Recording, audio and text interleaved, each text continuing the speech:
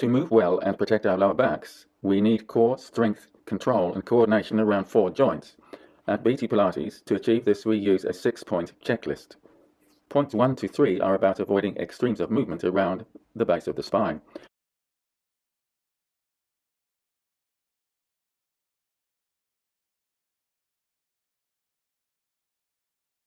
Point 4 covers the necessary muscle strength, while point 5 is about being tall, relaxed, and attentive to our environment. Point 6 is about joint flexibility in joints above and below the core. Since Pilates is a thinking workout, for each exercise we will be asking you which core control strategy you think it is. I'm going to go onto all fours now. I'm starting with the toes back and enjoying the stretch in front of the ankles and over the knees. You do go down to what you can do. We are looking for a little stretch there. Would you say this is safe for your lower back? I think so. It's more or less in the middle of range of movement, isn't it? Middle of range of movement for those lower spinal joints. That's a safe place to be. All right, so I'm just going to go straight into a bent knee push-up, push the heels together. I like to just do 1 when I'm demonstrating, but if you want to get in 2 or 3 there, just run a quick on the slide. You do it. 1, push the heels together.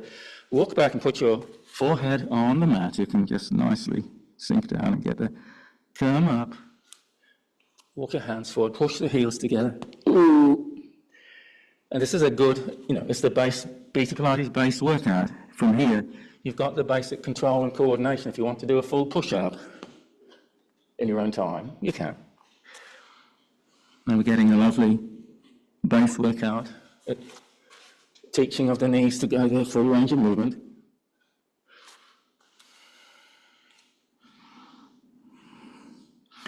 Okay, so I'm just going to do the finger and wrist stretch. So you've got the fingers down and the wrist up.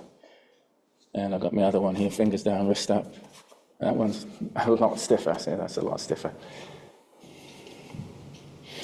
This is how old I know the people are in my class. They're all down like here when they're at retirement age. And so on one side of me wants to retire and the other doesn't. Just don't tell the social welfare, eh? So we're just going through the bread and butter stuff, the stuff that works. If you want core control, you need a bit of strength. So opposite knee, push the hand on the knee. Tailbone curls up, smaller back pushing into mat. Let's give it half a minute. Now, I'm just going to pulse this. That was gentle press of the hand. Well, okay, that's 10 seconds. Okay, 5 seconds, push on the knee. 1, 2, 3, 4, 5. And relax a bit, but your tailbone's still up, your smaller back still on the mat. Again, 5 seconds, pushing. 1, 2, 3, 4, 5, and just cruising now. Gentle push on the knee. We're going to switch over, pushing the knee, opposite hand on the knee. Okay. Just 10 seconds, you're just checking in, the tailbone's curled up, and the small of the back is flat to the mat. Okay, here goes. 5, 4, pushing with the hand. 2, 1, and just cruising. Again, pushing with the hand, curling the tailbone up. 5, 4, 3, 2, 1, and then just cruising. You ease the pressure off with the hand. Roll up with stretches. Pull your wrist off. Think about 1, 2, 3 side neck, so you can get a stretch in your side ribs as you pull on that wrist. And then the other wrist. Think about 1, 2, 3 side neck. And then hands to knee. Point the toes and press the shin forward. And just if you can pull that wrist up and back, well, good. And then slightly bent elbows as you take a dive. The lengthening cue for this lengthening on the curve is the spine lifts between the shoulder blades. And the spine lifts at the base of the neck. And rolling down. Stretching, stretching. 1, 2, 3 side neck. Knee, point the toes. Take a dive. For me, I've got my chin quite close to the manubrium bone, the top breastbone, and the back of the neck is hopefully just gently lifting. I'm going to quickly do it like a stretch, roll up, etc. I'm going to move fairly quickly now. Stretch, stretch, pointy toes, stretch, roll round your back and take a dive. Let's just pause for the back of the neck to lift. rolling down. Let's take the opposite wrist now. Stretch. Did you get your armpit stretch? Stretch. Knee, point the toes. Stretch. Stretch and take a dive. You got the nice lengthening and lifting in your horseshoe shape. Is your forehead between your knees. We're going to go down for a single leg, fingers touch the leg at the side, and a circle thrown in. See, nowadays I tend to say, well, that's the bit where we've got really good core stability, there's no twists going on, right? No twists. The hips, body, down like a concrete block. Here we go, 1, 2, 3, take a circle. 1, 2, 3. If you just tap the leg, that just reminds you, I want it to be there while you're valuing, wow, that tummy's really working. Round we go. So there's core control, core stability with strength, because that tummy's really working. I like to put a hand at the base of my skull. 1, 2, 3, and around we go. 1, 2, 3. 1, 2, 3. Bend the knee, and then on to the other side. So I used to call it single leg circles. That's its Pilates origin. And it's good, of course, but I also want you to know how to keep the opposite hip down. And the base of the spine is absolutely in its middle of its range of movement. 1, 2, 3, cross the body. 1, 2, 3, cross the body. 1, 2, 3. I'm a lot more stable on one side than the other. Do you have a difference? 1, 2, 3. Whew. This is the 6th, there's one more.